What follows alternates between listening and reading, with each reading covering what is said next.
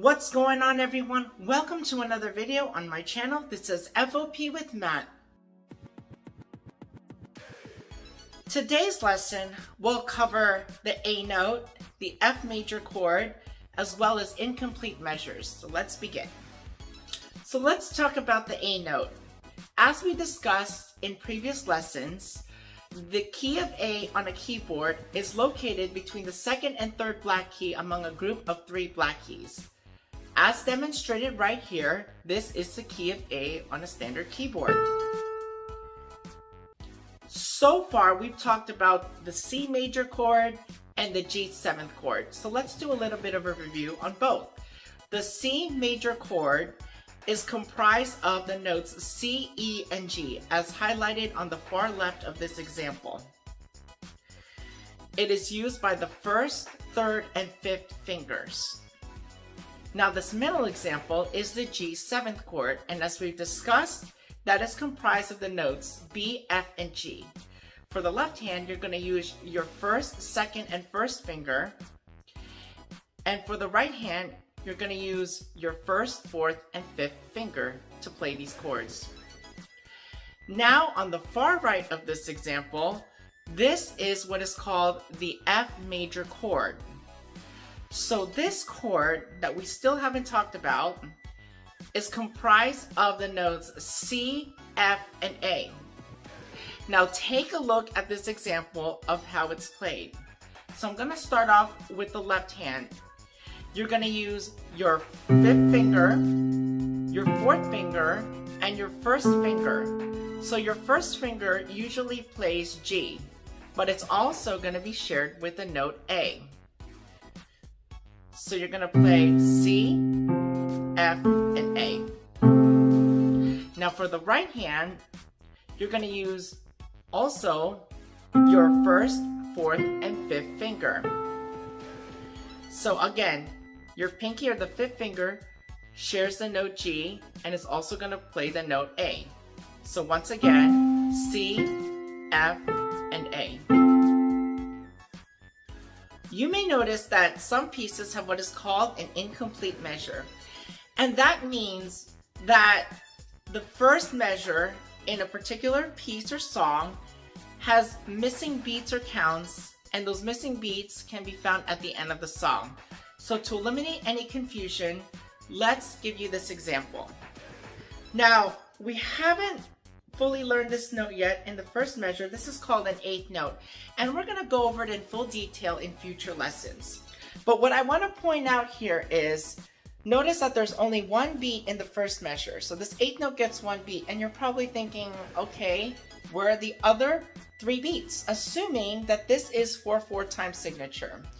The reason we're going to assume this is 4/4 time signature is because the 3rd measure gets 4 beats. And that's how we can tell that this song, every measure gets 4 beats. So let's assume this is 4/4 time signature.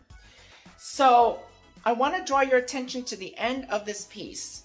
Notice that there's only 3 beats. The half note, which gets 2 beats, and the quarter rest, which gets 1 beat.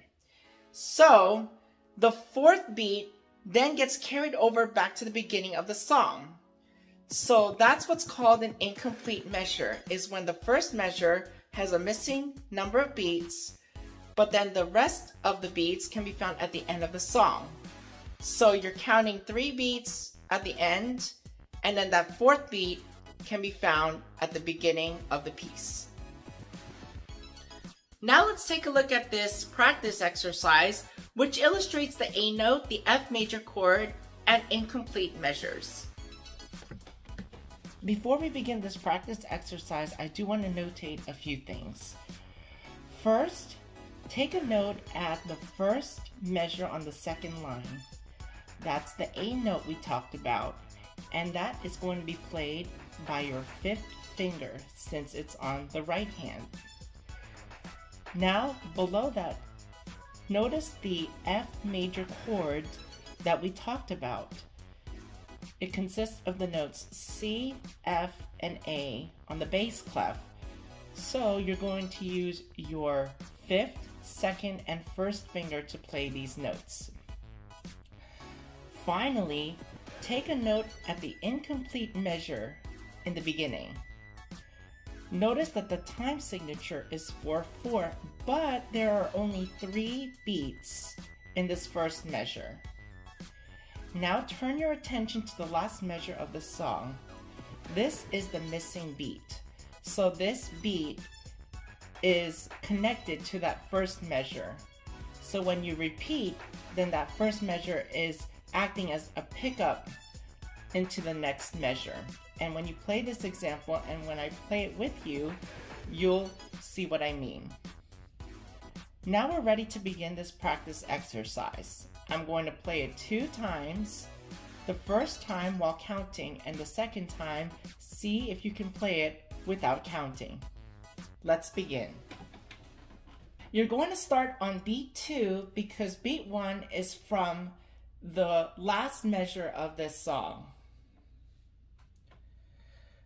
2, 3, 4, 1, 2, 3, 4, 1, 2, 3, 4, 1, 2, 3, 4, 1, 2, 3, 4, 1, 2, 3, 4, 1, 2,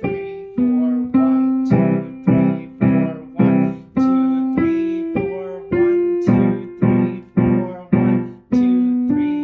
1, 2, 3, 4, 1, 2, 3, 4, 1, 2, 3, 4, 1, 2, 3, 4, 1, 2, 3, 4, 1, 2, 3, 4, 1. Now see if you can play it without counting.